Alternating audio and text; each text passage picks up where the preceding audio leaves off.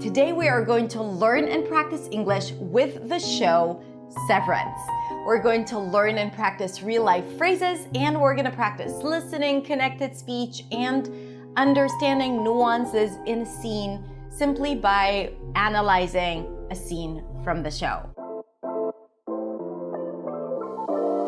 Hey, you're listening to the Influency Podcast. I'm Hadar, your host, a pronunciation expert, fluency coach, and a proud non-native speaker. With over 16 years of experience teaching, I am here to share with you all my secrets on how to show up in English clearly, with confidence and freedom. On this podcast, I'll provide step-by-step strategies, lessons, stories, and practical tips to keep you inspired and motivated on your English journey. Are you ready? Let's do it.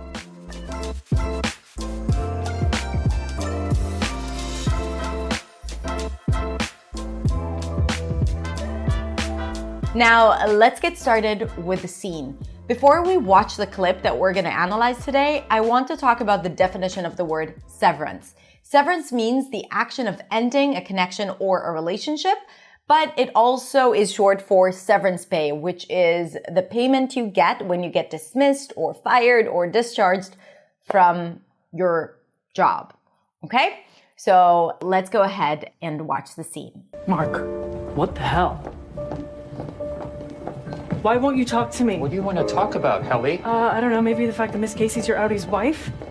What are we gonna do? No, we're not going to do anything. Not gonna do anything. Seriously? Yes, seriously. We'll work as a team. We'll figure this out. There's no we, Helly. What? It doesn't matter. Why? Why? Yeah, why? Because they are smarter than us, okay? They know everything. Me, looking for Ms. Casey, us wandering around, meeting other departments, mapping the floor, all of it. They know everything we're doing because Helena told them everything we're doing. That wasn't me. Mark, look, I'm not her. I'm not. I'm me. Helly. And how do I know that?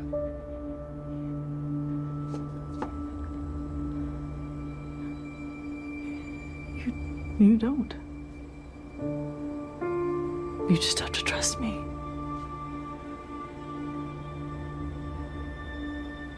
This is real.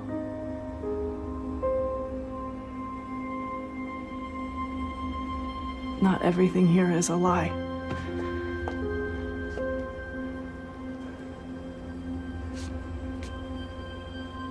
And stop being a fucking asshole. So this is a scene. First, I'm going to pull out some of the common phrases that I detected, and we're going to practice them together. Okay? These are phrases that you'll probably hear a lot in TV shows, but also in real life if you are surrounded with speakers of English. The first one is, what the hell? What the hell? That's a phrase that we hear a lot. It usually means, what? What are you talking about? What the hell? What is wrong with you? It's kind of like, it's used to express a lot of frustration and to get someone's attention, okay, because they did something. What the hell? Now, if you want to soften it a little bit, you can say what the heck without using the word hell. What the hell? What the? The little trick I can give you here is to connect the T to the TH. What? Tongue is on the teeth for the T, and then you release it for the TH. What the? What the? What the? What the hell? Or what the heck? The next phrase I detected is, what are we going to do? What are we going to do? I hear it a lot in movies. What are we going to do? What are we going to do? What are we going to do? Now practice it with me and then you'll notice it when we listen to it again in the scene. What are we going to do? What are we going to do? Keep your articulation organs soft. What are we gonna? That's what happens when we connect words together, when we reduce vowels. What are we gonna do? Okay, you don't want to overly emphasize these words. There's no we. That's another phrase that I hear a lot. There's no we. There's only me, right? There's no we. We're not in this together. That is the meaning. There's no we. There's no we. Seriously? Again, a word that is commonly used. And depending on how you say it, it means different things. Seriously? I'm surprised. Seriously. You're kidding me, right? Seriously? Okay. Rising intonation. Seriously? Sometimes it's used if you're actually surprised and you're asking, really? It's almost like, really? Seriously? Or seriously, you're kidding me, right? You're not serious. You're not being serious right now. So one is genuinely surprised and another one is kind of like a statement or a comment. Come on. Come on. When you're trying to encourage someone or when you don't believe someone, you might use that phrase. Come on. Come on, when you want to dismiss it, someone or something. Here you want to connect it together. Come on. Come on. Come on. The next one is, we'll figure this out. Figure this out. I love this phrase, to figure it out. Figure. So you can add a little y sound there, but there is no oo, even though there is the letter u. Figure. We'll figure this out. We'll figure this out. We'll find a solution. We'll figure this out. The next phrase I want you to notice is, it doesn't matter. It doesn't matter. Okay? What you just said doesn't matter. So here you can even drop the T in doesn't. It doesn't matter. So we connect those two words together. It doesn't matter. It doesn't matter. Okay? Good. So now we're going to listen to it part by part, and we're going to talk about it, shadow it if we need to, and look at more definitions and more vocabulary that might be interesting for us. Mark, what the hell? Remember this? What the hell? What the hell? Or what the heck? Why won't you talk to me? Okay, notice in the word, why won't you talk to me, right? Here she uses the future form, won't, will not. Why will you not talk to me? So won't. Make sure you pronounce the long O sound. Otherwise, it might sound like want. Why won't you talk to me? Almost like, why do you want to talk to me? Might sound like a mistake if you mispronounce it. Why won't? Why won't? Whoa. Why won't you talk to me? Why won't you talk to me? Why won't you talk to me? What do you want to talk about, Helly? I don't know, maybe the fact that Miss Casey's your Audie's wife? Okay, what do you want to talk about? What do you want to talk about? Listen to this reduction. What do you want? What do you want? What do you want? What do you want to talk about, Helly? Now she says, I don't know, maybe the fact that Miss Casey is your Audie's wife. So just for clarity, if you haven't watched the show, I don't want to give you any spoilers. An Audie is kind of like the identity, the employee's identity outside of this workplace. It's called Lumen Industries. And in this place, it's kind of like they have different identities in their workplace and outside the workplace. So when they're in the workplace and they talk about their other identities, then they refer to it as Audie, your Audie's wife. Okay, just for you to understand, it's not a word that you don't know in English. And then the response is, let's listen to it. I don't know, maybe the fact that Miss Casey's your Audie's wife? Maybe the fact that, this is another common phrase that I want you to pay attention to. Maybe the fact that is used when you want to give a potential reason for something. Okay, why are you so tired? I don't know, maybe the fact that I didn't sleep all night is why I'm tired. Or maybe the fact that he didn't text you means he is not interested. Maybe the fact that, the reason for it, possibly because, maybe because, perhaps, maybe the fact that. So it's another nice way to say maybe because or possibly because, maybe the fact that. Now I want you as an exercise to think of a sentence with the phrase maybe the fact that, maybe the fact that. Okay, let's listen to the next part. What are we gonna do? No, we're not going to do anything. Okay, what are we gonna do? Asking a question, we already practiced this phrase. What are we gonna do? And then he responds as, not gonna do anything. Not gonna do anything. So there is a question and then an answer. You'll notice a lot that when people talk and it's an actual dialogue, you'll see that when there is a question, the pitch goes up. Listen to it. What are we gonna do? So what are we gonna do? A question, Pitch goes up. What are we going to do? We already practiced it.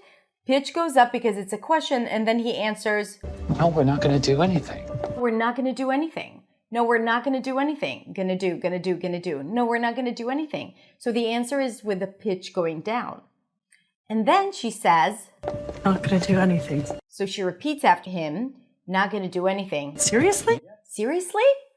Do you really mean that? Are you kidding? Honestly? So the pitch goes up, but the intonation, the tone of voice is almost like, it's not even surprise, it's shocked, right? It's disbelief. That is what I'm hearing in the tone of voice. Seriously? Are you kidding me? Are you serious? Honestly? Really? Right? Like all these phrases can fit in perfectly. And then he responds, Yes, seriously. okay, and he's being genuine, like, yes, seriously, I don't want to do anything about it. Okay, so practice these different tones, different attitudes when saying these words, and you'll notice how each time they might seem like they mean something different. Okay, let's move on. We'll work as a team. We'll figure this out. Okay, come on. Like an encouragement, right? Don't give up. We can do this. We got this. Come on. So she says, we'll work as a team. We'll figure this out. We'll figure this out. We'll figure this out. We'll figure this out. Okay, she's really trying to encourage him here.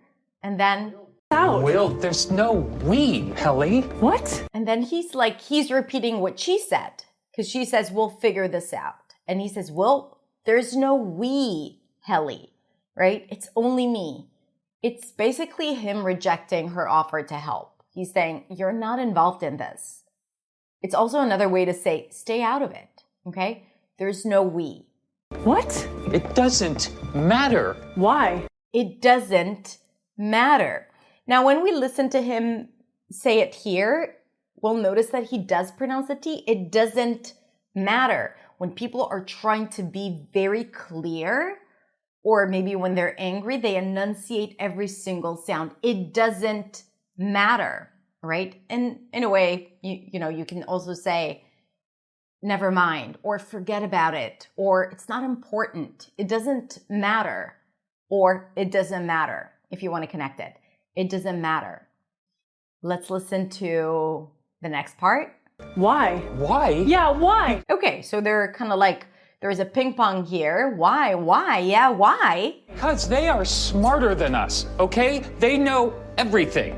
Me, looking for Ms. Casey, us, wandering around, meeting other departments, mapping the floor, all of it. They know everything we're doing because Helena told them everything we're doing. So here, we're not going to analyze everything, but I want you to pay attention to this mini monologue that he has here. First of all, the word wandering around, wandering, walking around, walking down the streets, like looking for things. So distinguish that word wandering that is pronounced with the ahs and father, wander around, versus wonder.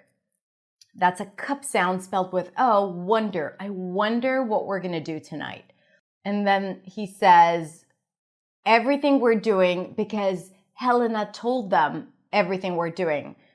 I don't want to offer a spoiler here, so I won't explain why he's talking about Helena. If you know, you know. Okay, let's move on to the next part. That wasn't me. That wasn't me. This is a phrase you can also practice saying. You say that when you don't want to take responsibility, when someone is blaming you for something you did. And you would say, no, it wasn't me. That wasn't me. The T is held. It's kind of like, I didn't do that. I didn't do that. That wasn't me.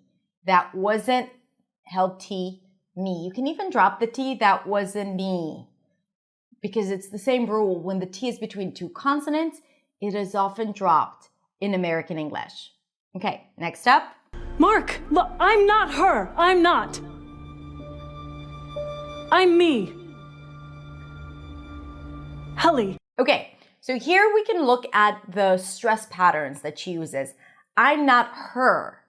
I'm not. I'm me. So I'm not her, not me. So the words that she wants to emphasize, that she wants to stress are longer, louder, and higher in pitch, which is something that we hear and we notice in American English, that when a word is stressed, it's usually higher in pitch. So let's listen to it. Let's listen to how she does it. I'm not her. Her, right? That's a little more emphasized. I'm not. I'm not. I'm me. I'm me.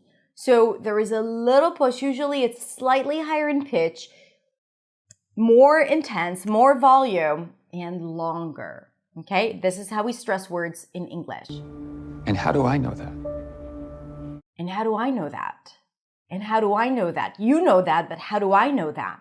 This is why he stresses I. Usually we don't stress I in a sentence unless we want to distinguish I from you, for example, like he does here. And how do I know that? Right? How do I know that? You know that, but how do I know that? Let's look at that connected speech. How do I? How do I? And how do I know that? Notice that when we have the word end, we don't hear the D really, and it connects to the next word. And how do I know that? And then she says, You don't. You don't. Just like the won't at the beginning that had the long O as in go, don't has it as well. You don't. Won't, don't. Won't, don't. And then she says, You just have to trust me. okay, you just have to trust me. You just have to trust me. I think this is another phrase you can practice saying quite a few times because this is something I can see people use in their day-to-day life. And what I like about shadowing and looking at these shows and learning English with those shows is that you can kind of like copy-paste phrases. Because maybe you are saying these things in a different way and you feel limited and you feel like you're not that varied. And when you pick and choose those little phrases from TV shows, phrases that are actually used in English in day-to-day life, then you can just say it, build the habit of using it continuously, and then you can just start using it more regularly when you speak. You just have to trust me. You just have to trust me. Okay? You just have to trust me. And This is real. pay attention to the stress words, by the way. This is real, right? Remember, longer, louder, higher in pitch. This is real. She emphasizes this, not the word real. So she means this, what we have here now is what's real, not what is going on in the outside world. This is real. Not everything here is a lie. Not everything here is a lie. Try connecting this sentence together. Practice connected speech. Not everything here is a lie. And stop being a fucking asshole. Okay, so we might not repeat this entire phrase, but we can just think of the beginning and stop being.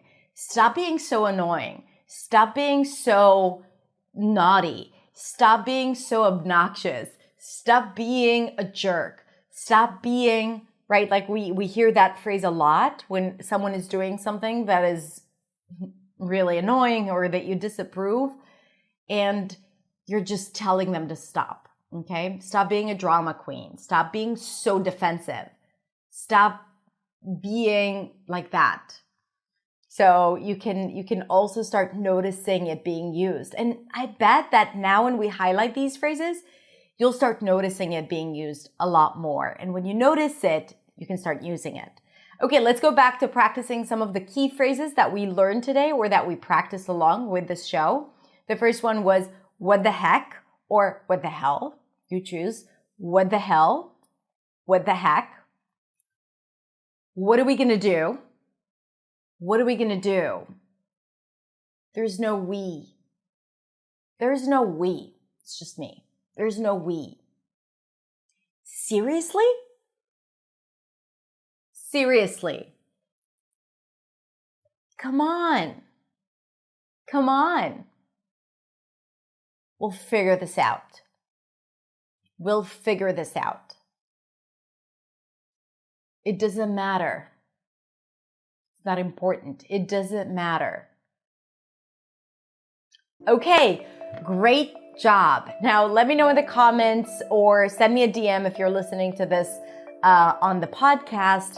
Let me know what you think. What are the phrases that you haven't used and now are using? And if you have any other shows that you'd like me to analyze and teach you English with, let me know in the comments as well. Thank you so much for watching me. Don't forget to subscribe and to have a beautiful, beautiful day. I'll see you next week in the next video. Bye.